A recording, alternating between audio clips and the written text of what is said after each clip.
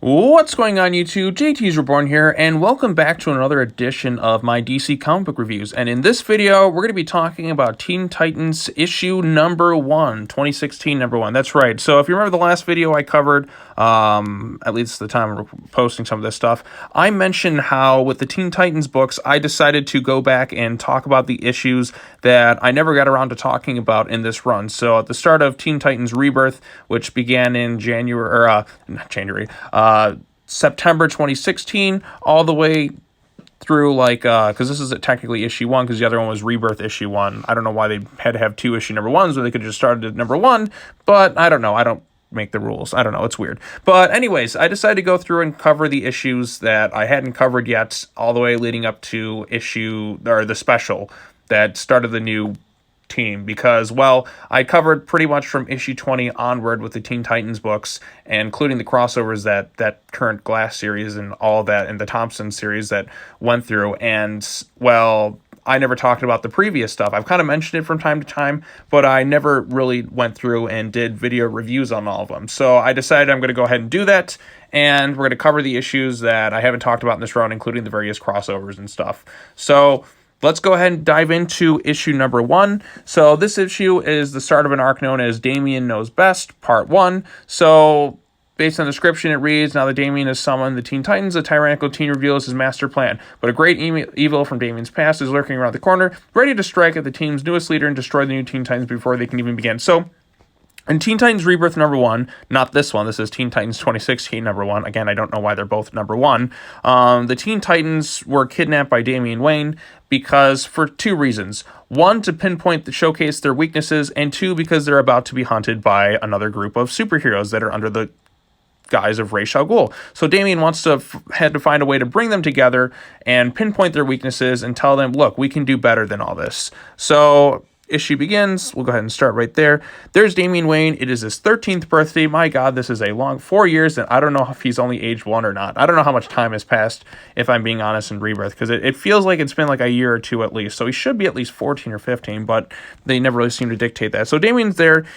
The only person there for his birthday is Alfred, and you can kind of see a bit of the sadness in his look because his dad isn't there for him.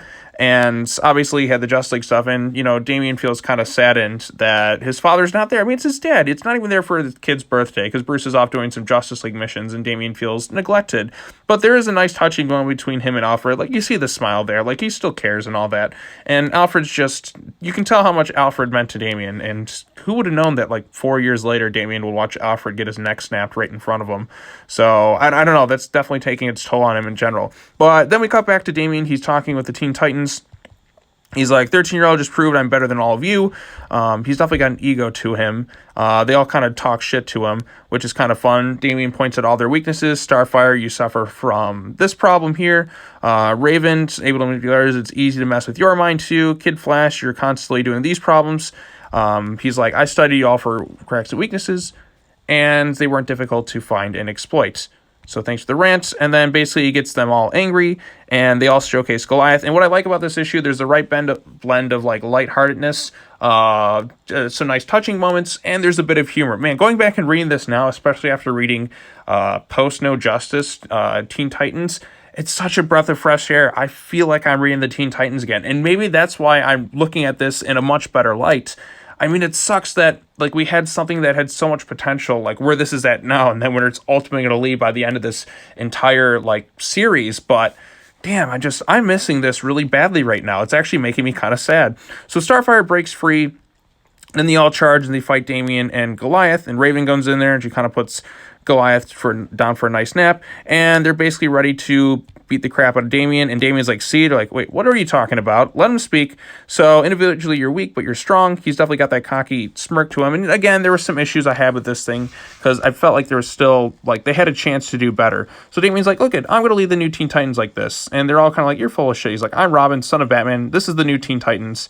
They're all kind of hesitant to join this thing, but then Damian starts doing some talking. He's like, Damian, they're like, why don't you have any friends? All right, here's something that kind of issues. Is this your version of compliment? There's not this way.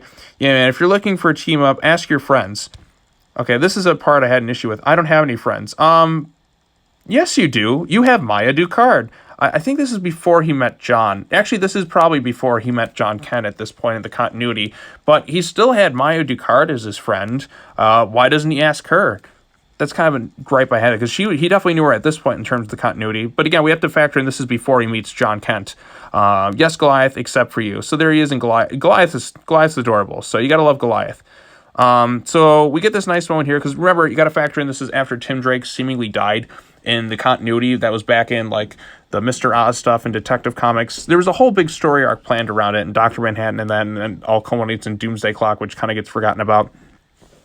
So Damian still admits that despite him and Tim having their differences, he did respect him, and then he kind of calls out like the Teen Titans, saying that they could do a lot better, and he's like, join me, and Beast Boy's calling him out. It's like, why would you want us to join you? And Starfire even mentions this. Why would we ever follow someone like you?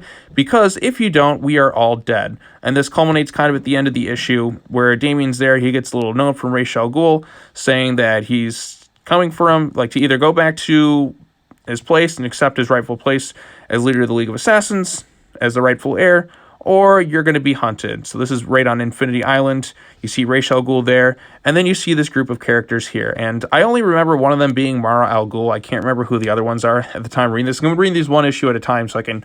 so there's a little bit of suspense and just kind of revisiting things. But yeah, whatever happened to Mara al Ghul? Like, she seemed like a pretty interesting character, but she gets kind of forgotten about. But yeah, so that's pretty much the issue in a nutshell. It's kind of neat to go back and look at this one. So I really like the scene between Damian and Alfred in this book. I thought that was nice and touching, and it just kind of showcased like the loneliness that he feels like without really any friends. Although Maya Ducard, where the hell is she? Why didn't you recruit her? She is your friend too.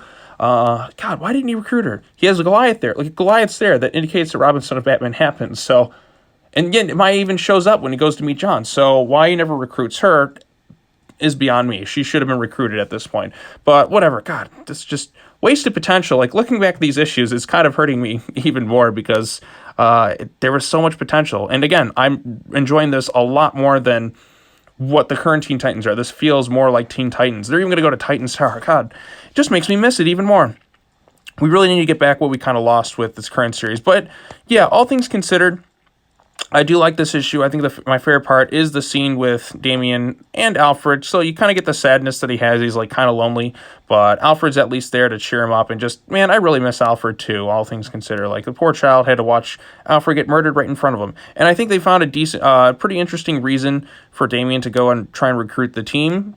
Because, like, look, you're all going to be hunted, but also I'm kind of doing this in a way to kind of teach you something, to showcase your weaknesses and hopefully grow to be better. Now, the run kind of had issues with that. If it would have stuck to things a little bit more, it could have been better. But then again, I feel like they were kind of cut short with the Percy run, because, well, then No Justice happened and we lost the team altogether. They're finally... This team in less time was a much better team than the current Teen Titans, and like who had more issues to do so. So I kind of... Then again, because like some of these team members have already kind of known each other, but Damian actually worked better with teammates like this than he did with his current team.